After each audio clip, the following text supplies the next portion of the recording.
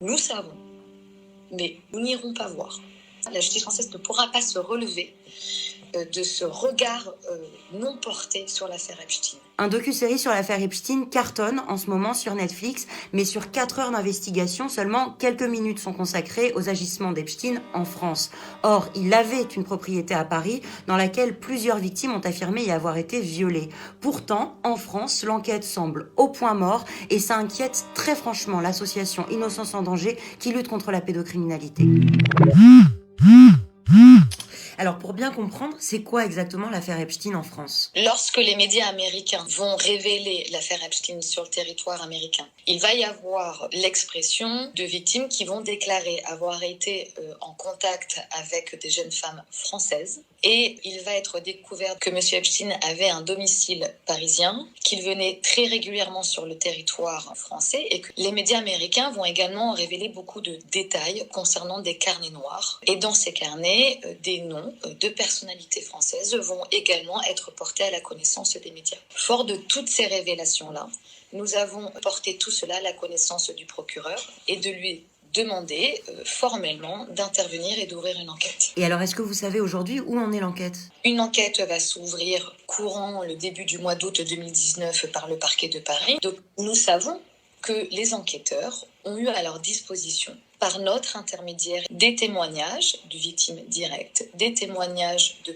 témoins oculaires et des éléments possibles d'investigation autour du domicile de M. Epstein. Les enquêteurs ont eu à plusieurs reprises des déclarations dans les médias et des déclarations qui étaient en contradiction avec les échanges que nous avions pu avoir avec eux, en contradiction en termes de nombre d'auditions effectuées avec celles que nous avions remis entre leurs mains.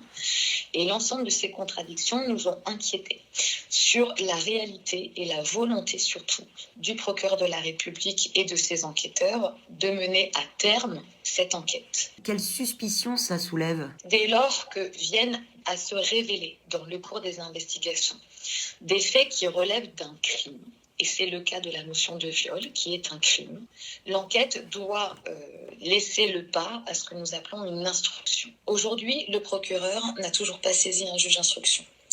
Il ne le fait pas pourquoi, à mon sens ?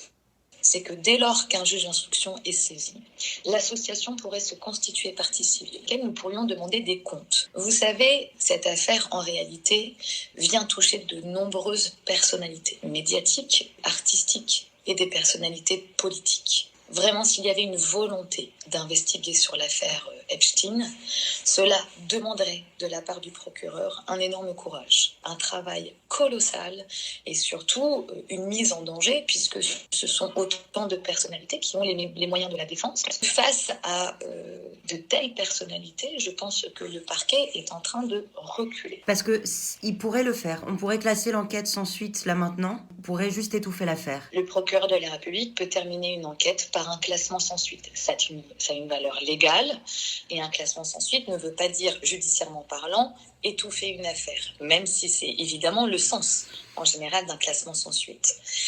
Le classement sans suite, il peut n'être jamais porté à la connaissance du public. Qu'est-ce qu'on peut faire en tant que citoyen ou peut-être en tant que victime, si victime potentielle regarde cette vidéo, qu'est-ce qu'on peut faire pour qu'il n'y ait pas de non-lieu ? Je suis persuadée qu'il y a énormément de victimes sur notre territoire.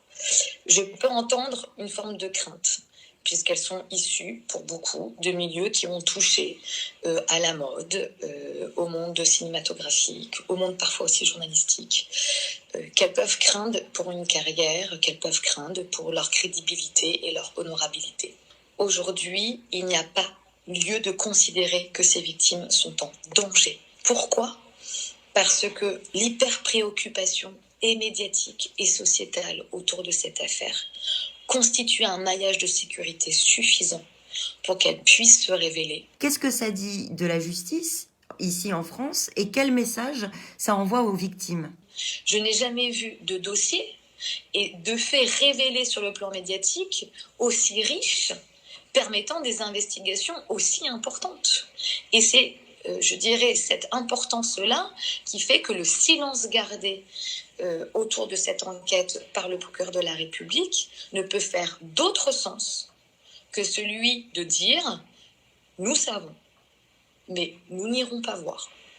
Et ça, c'est un message terrible. La justice française ne pourra pas se relever de ce regard non porté sur l'affaire Epstein. C'est quelque chose qui ne sera pas entendable et qui aura des répercussions sur l'ensemble des affaires dénoncées par ces femmes victimes de viol. On vous tient au courant, le prochain Fauneur, ça sera samedi à 16h.